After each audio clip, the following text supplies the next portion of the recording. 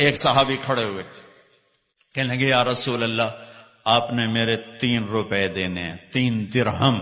تو آپ نے فرمایا ہاں میں نے دینے ہوں گے پر مجھے ذرا یاد دلا دو۔ تو وہ کہنے لگے آپ کے پاس ایک فقیر آیا تھا تو اس نے آپ سے مانگا، آپ کے پاس تھا نہیں تو آپ نے مجھے فرمایا تو دے دے تو میں بعد میں ادا کر دوں گا۔ یا رسول اللہ وہ 3 درہم آپ نے دینے ہیں۔ تو آپ نے فرمایا ہاں ہاں مجھے یاد آ گیا، میرے نبی کے گھر میں تو تیل نہیں تھا چراغ جلانے کو۔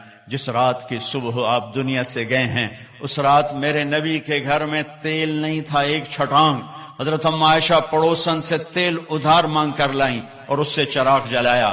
تو آپ نے فضل بن عباس سے فرمایا کہ فضل میرے بھائی یہ میرا قرضہ تیرے ذمہ ہے۔ ان کا یا رسول اللہ میرے ذمہ ہے۔ پھر آپ تشریف لے گئے، نمازوں کے لیے آتے رہے، جمعرات عشاء کی نماز کے لیے یہاں تک آئے، سرانے سے غش کھا کے سرانے پر گر گئے۔ پھر اٹھ کے پوچھا عشاء ہو گئی؟ کہا جی انتظار ہو رہا ہے۔ پھر آپ اڑنے لگے، پھر چکر آیا، پھر سرانے پر سر رکھ دیا، پھر تھوڑی دیر کے بعد افاقہ ہوا، کیا نماز ہو گئی؟ کہ یا رسول اللہ انتظار ہے۔ پھر آپ اٹھے، پھر پوچھا نماز ہو گئی؟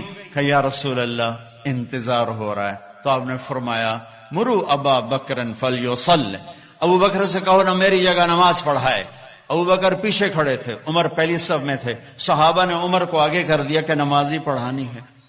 جب انہوں نے اللہ اکبر کہا اور اللہ کے نبی نے سنا تو آپ نے کمرے کے اندر سے اعلان فرمایا عمر کو پیچھے کرو، ابو بکر کو آگے کرو، میرے رب کا فرمان ہے میرے مصلی پر ابو بکر کے سوا اور کوئی کھڑا نہیں ہو سکتا۔ نماز کو روکا گیا، ابو بکر کو آگے کیا گیا، اور آپ نے عشاء جمعرات کی 5 نمازیں ہفتہ اتوار، جمعہ ہفتہ اتوار 5 نمازیں، یہ سو پیر کی 16۔ ہفتے کے دن ظہر کی نماز پر ابو بکر نماز پڑھا رہے ہیں،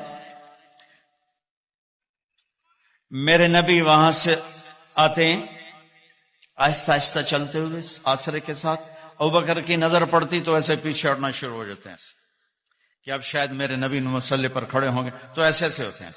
تو آپ نے ہاتھ کا اشارہ کیا کھڑے رہو کھڑے رہو، تو وہ پھر ایسے آگے ہو جاتے ہیں۔ تو میرے نبی الٹے